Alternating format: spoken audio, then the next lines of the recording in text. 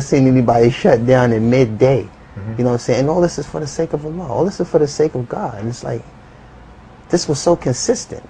You know, every place I went, I just seen this whole consistent practice of worshiping the one true God. And this was something that I was looking for.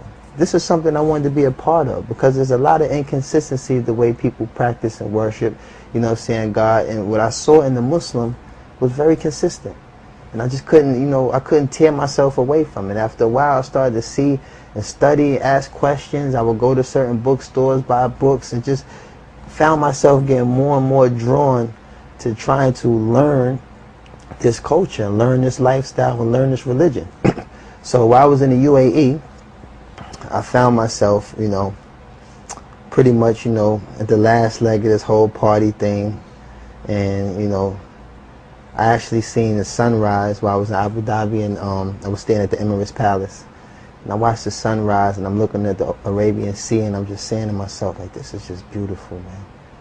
This is just beautiful. And it's like all the misconceptions that you see in the media about the Muslim, you know, all of these things were quickly getting dispelled, you know. And I started seeing, like, maybe the media is only, you know, establishing 3% of Islam. Because everywhere I'm going, I'm seeing just the exact opposite. I'm seeing streets you can eat off. I'm seeing people whose hospitality is just amazing. Everywhere you go, someone's offering you tea. Someone's offering you dates. Someone's offering you help.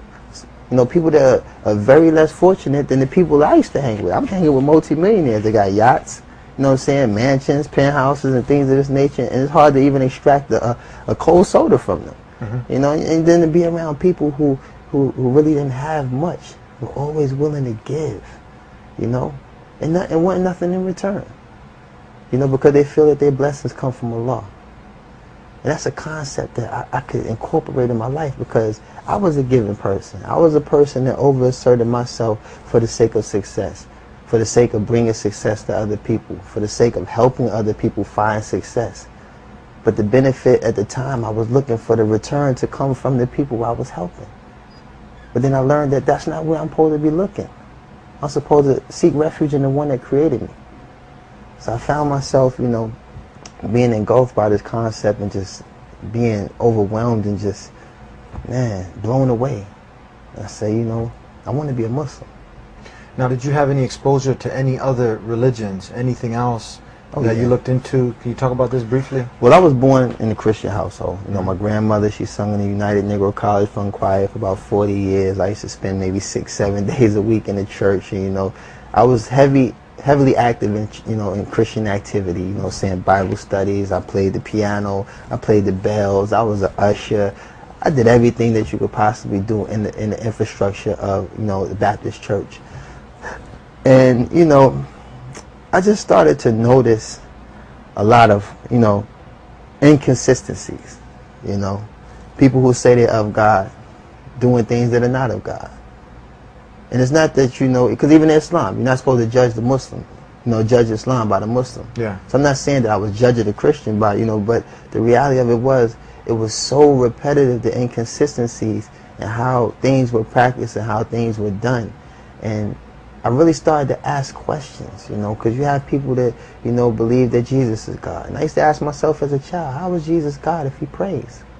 Who's he praying to? And it's just certain little questions that I wanted answers for that I couldn't find within the infrastructure. It's a good question. Who was he praying to? That's what you're saying? Yeah, exactly. Like these are like common sense questions. These are not something that really take rocket science. Yeah. And, you know, and even like with Adam and Eve, I'm like, how are we held accountable for the sins of like the first, you know, man and woman created? Like, how am I, like, why am I to blame? I never met Adam. I never met Eve. Why would I be held accountable? That would make God unjust. You know, when we know that God is so merciful and God is the most just.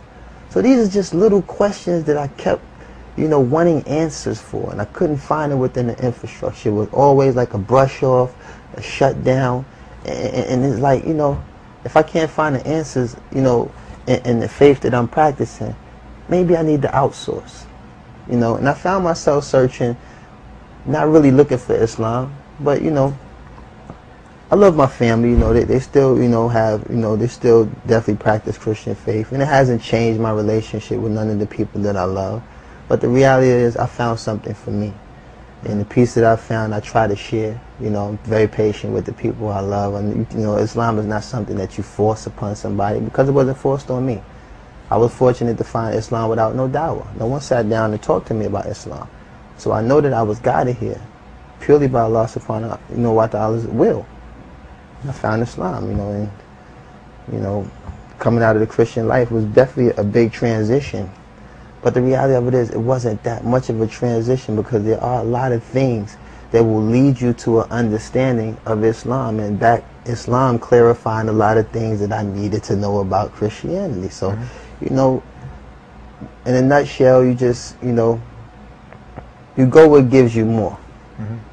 And I found more in Islam. You found all the rational, logical evidence. Everything, your questions were answered, clear proofs. Clear. No ambiguity. Everything is straightforward. Everything clear. What your purpose of life is. Clear. What happens when you die. Clear. Where you're going. Clear. Everything is lucid. Check. Check. You know what I'm saying? Tell us now. People want to know, like, okay, you're hanging out with P. Diddy and some of the other rappers. Party is over. Lights are on. Did you ever have one of these conversations like, you know what? This is getting played out, man. We've had everything. Very much so. Talk to us. Very much so. I would say, you know, you find yourself, and like in my case, you know, being that I targeted the females as an audience. And at the time, you know, I have a lot of women in my family, so I have a lot of respect for women.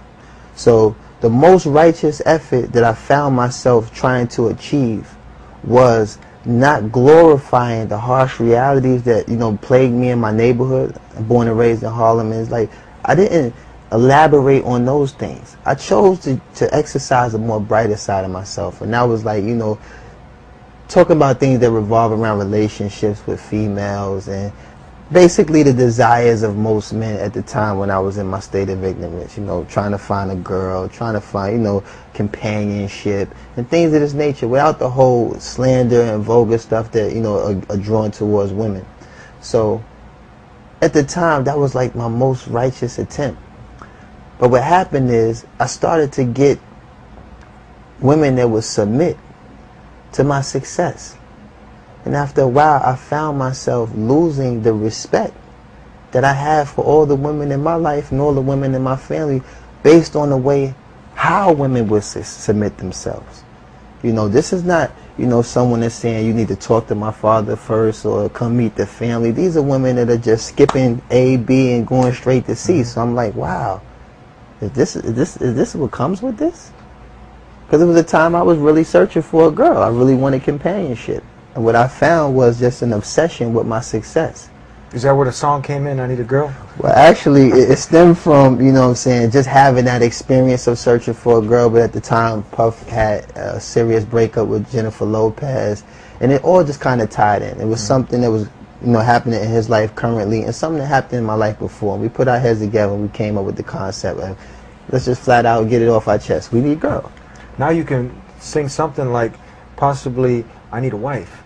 You know, for the brothers. Exactly. When you get them married, because Islam obviously encourages this, to be with the woman, but the way that is pleasing to the Creator in marriage. Exactly. And that's what I'm trying to say. I was getting to the point where it's like, the females, you start to realize, hey, after, you know, everything is said and done, you're trying to find the most polite way to remove this, you know, sister out of your life. Because what's done is done, and, you know, everything is cool. But at that point, you start to realize, listen, this is someone's sister. This is someone's daughter. This is someone's mother. So like you said, marriage is very important. It's something that alleviates all these desires. It's something that alleviates all of these actions. And then you can quickly expunge some of the desires of the women that might be, you know, drawn to you. Like, sister, I'm married. That kills a lot, you know what I'm saying? That stops a lot, and it alleviates the harm for both parties.